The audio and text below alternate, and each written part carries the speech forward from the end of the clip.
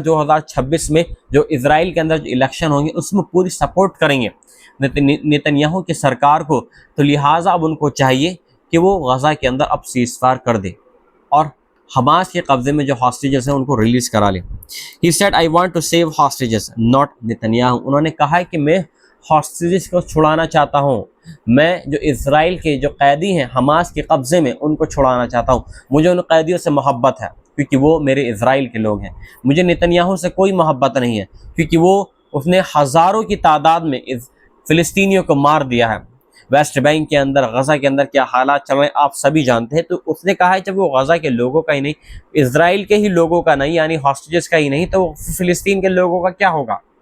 उन्होंने कहा है कि हम इजराइल के लोगों के साथ में, बेनी गेट्स ने कहा है, और वो सीज़फायर डील के बारे में बात करना चाहते हैं नेतन्याहू से, जबकि यहाँ पर नेतन्याहू ने बिल्कुल साफ इनकार कर दिया इस चीज़ से।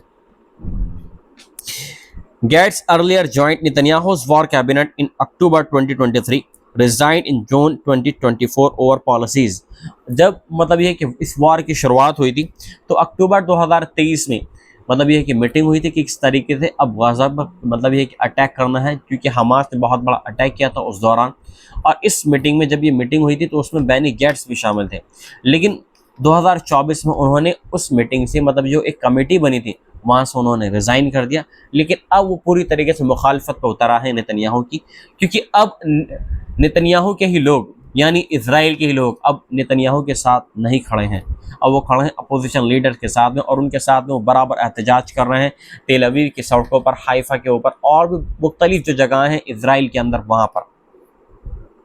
इसके अलावा तीसरी खबर यहाँ पर यह आ रही है कि Israeli war planes struck several cities in Sanaa Yemen on Sunday. मतलब यह है कि बदले की कार्रवाई में इसराइल ने भी ताबड़तोड़ अटैक किए हैं यमन की जो राजधानी है सना के ऊपर, और कम से कम 30 मुख्तलिफ जगहों पर एयर स्ट्राइक हुई है। जी हाँ, ये यमन की जो मीडिया है उसकी तरफ से पूरी तस्दीक हो चुकी है। अभी तक इसमें कितने लोगों की जानें जा चुकी हैं इसमें अभी पूरी तरीके से साफ नहीं हो पाया है, लेकिन हाँ, जो इजराइल ने अटैक किया अब तक का सबसे बड़ा अटैक किया है यमन के सना के ऊपर, और जो प्रेसिडेंशियल पैलेस है सना के अंदर वहाँ पर यह अटैक हुआ है। और इसके आसपास में जो पावर स्टेशन हैं, जो इजराइल ये कह रहा है कि यहाँ से जो हूतीस के ठिकाने हैं, जो यहाँ से हूतीस के जो पावर सिस्टम है उसको ऑपरेट किया जाता है, ये सबसे बड़ा ठिकाना था जिस वजह से इजराइल के ऊपर अटैक हो रहा था, इसलिए सबसे पहले हमने उसको न्यूट्रलाइज किया है। सबसे एक मेन चीज़ मैं आपको बताता चलूँ कि यहाँ पर जो जो अटैक हुए हैं कहाँ कहाँ पर ये सना के ऊपर अटैक हुए। पहले यहाँ पर खबर आ रही है कि प्रेसिडेंशियल पैलेस के ऊपर अटैक हुआ है, ये एक मिलिट्री साइट है यहाँ पर। असार एंड हजीज पावर